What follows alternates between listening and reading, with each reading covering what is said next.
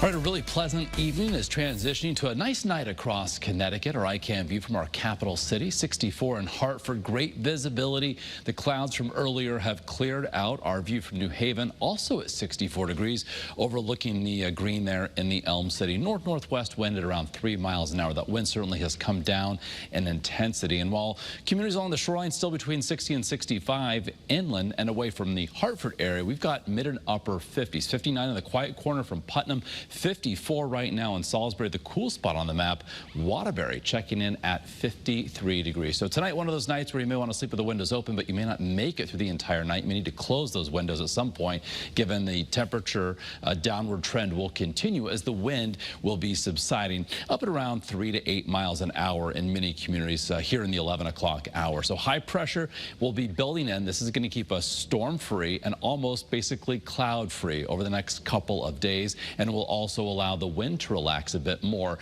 as we head forward in time. So for tonight, we'll likely bottom out in the low 50s in the greater Hartford area, but elsewhere inland, mid and upper 40s, between 50 and 55 along the 95 corridor. Tomorrow, abundant sunshine by the afternoon. Like today, we top out between 70 and 75. The exception, the hills of northwest Connecticut, we may struggle to reach the 70-degree mark there. So as high pressure gets even closer tomorrow night, right over southern New England by early Thursday morning, that will allow temperatures with dry air in place to go even cooler than what we're forecasting for tomorrow morning. So Thursday morning, waking up to mid and upper 40s across interior portions of the state, low 50s along the 95 corridor. So as high pressure drifts north as we head Thursday into Friday, it will allow a developing area of low pressure to our south to eventually head up in our direction. So later on Friday, as the day progresses, we'll likely see some mid and high level clouds begin to dim the sun as we close out the week, but we will end the week on a dry note.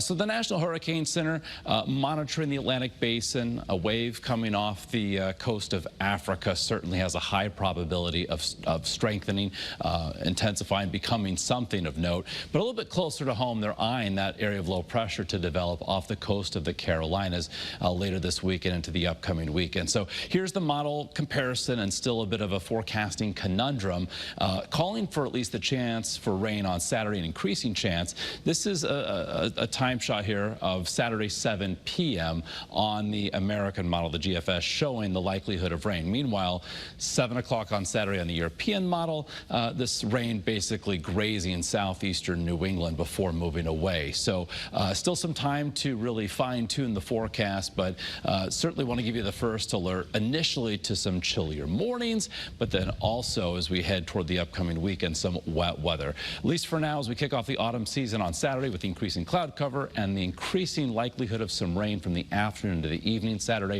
temperatures will be held into the 60s. Some scattered showers still look possible on Sunday, and then Monday into Tuesday turning a bit drier and as well brighter. So in the near term, the jacket and the sunglasses is something that you will need at least through the end of the week.